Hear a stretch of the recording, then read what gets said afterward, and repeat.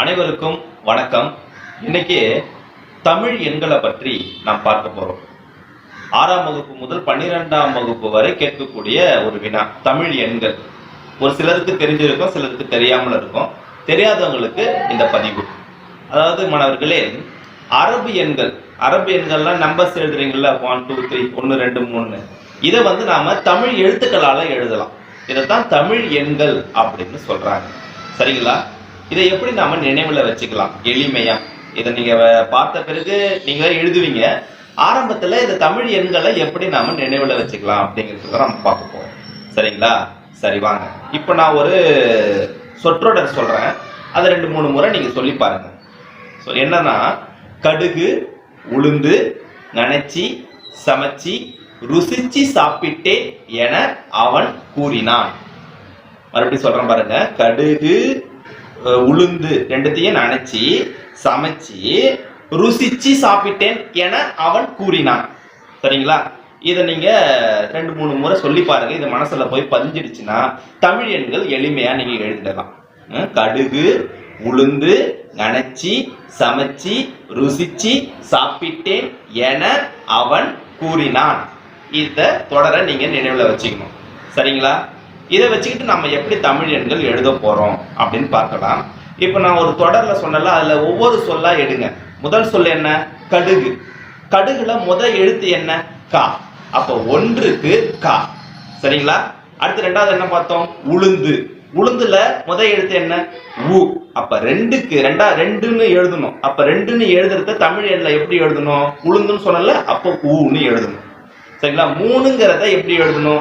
கடுகு, உளுந்து. 3வது என்ன பார்த்தோம்? நனைச்சி. ngா ngா. காவுக்கு அடுத்து வருது இல்ல, ngா. அந்த ngாவை 3க்கு எழுதணும். சரிங்களா? 4வது நம்பருக்கு 4ங்கிறத எப்படி எழுதணும்?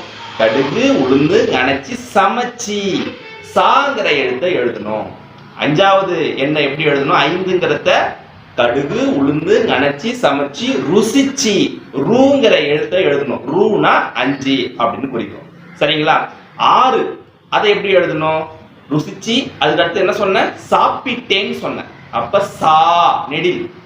சாப்பிட்டேன். சானா 6ஐ குறிக்கும். 7ங்கிறத என்ன எழுத்தால எழுதணும்? சாப்பிட்டேன் என. அப்படிதான் நான் சொன்னேன் சொற்போட என. இப்ப எனல ஏ இருக்குல்ல, முதல் எழுத்து. இப்ப 7க்கு ஏ. அவன். அடுத்தது அவன். 8க்கு அவன்ல முதல் எழுத்து ஆ. இப்ப 8க்கு என்ன எழுதணும்?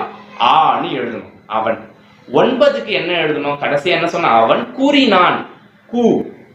குறின் கிடையாது, நெடில்.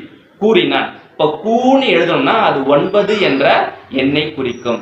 சரிங்களா? சரிங்க ஐயா. 0 தமிழ்ல என்னன்னு சொல்லணும்? சுழியம்னு சொல்லணும். அப்ப சுழியத்தை எப்படி சொல்றது அப்படின்னா, சுழியத்தை நீங்க 0ன்னு தான் சின்னதா போடணும்.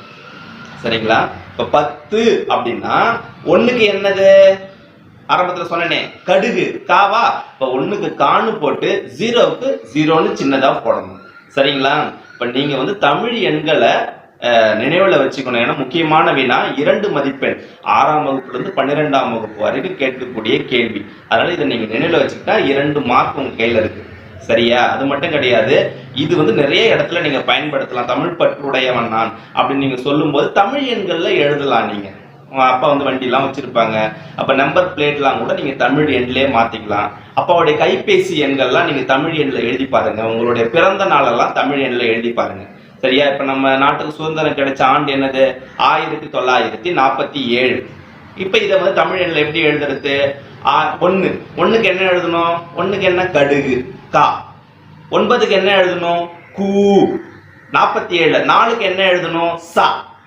7க்கு ஏ. சரிங்களா? அப்ப இப்ப தொடக்கத்துல நான் வேகமா சொல்றேன். இது நாங்க இப்பதான் கத்துக்கிறோம் ஐயா. இது எப்படி நாங்க கரெக்டா எழுதணும்? நீங்க அந்த தொடர்ந்து ஞாபகம் வச்சுக்கணும். இப்ப நான் கேட்கறேன், 47க்கு தமிழ் எண்ல எழுது அப்படின்னு ஒரு கேள்வி கேட்கறாங்க. நீங்க என்ன எழுதணும்? 47ஆ? இப்போ சொல்லி பாருங்க. முதல்ல 4 இருக்குது. என்ன ஞாபகம் வச்சுக்கணும்? கடுகு, உளுந்து, நனைச்சி, சமைச்சி. இப்ப சா. இப்ப 47 4க்கு சா அப்படின்னு போட்டுடணும்.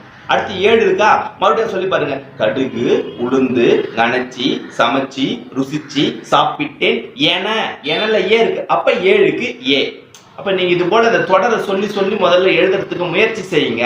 அதுக்கப்புறம் உங்களுக்கு தானா அது மனப்பாடம் ஆகிடும். சரிங்களா? இந்த வீடியோ உங்களுக்கு ரொம்ப பிடிச்சிருக்குன்னு நினைக்கிறேன். உங்களுக்கு இந்த காணொளி பிடிச்சிருந்ததுன்னா சப்ஸ்கிரைப் பண்ணுங்க, லைக் பண்ணுங்க, ஷேர் பண்ணுங்க. நன்றி, வணக்கம்.